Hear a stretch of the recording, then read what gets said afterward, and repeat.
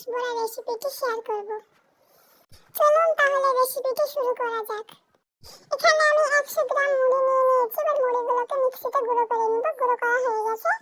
কড়াইতে দুধ জাল করে নিয়েছি। এবার মুড়ির ছাতুগুলি দিয়ে দিব। ভালোভাবে নাড়াচাড়া করে এরকম ক্রিম টাইপের হয়ে আসলে এটাকে নামিয়ে নিতে হবে। আমি নামিয়ে নিয়েছি। এবার এটিকে ভালো করে ঠান্ডা করে নেব।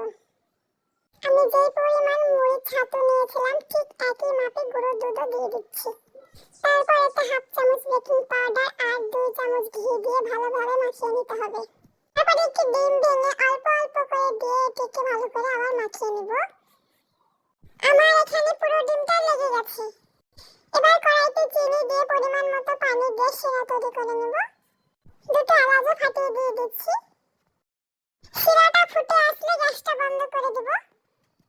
কড়াইতে তেল দিয়ে দিয়েছি। এবার লো ফ্লেমে বড়াগুলি ভালো করে ভেজে নিতে হবে। আমার লাল করে বড়াগুলি ভাজা হয়ে গেছে। এবার আমি এগুলোকে শিরাতে দিয়ে দেব।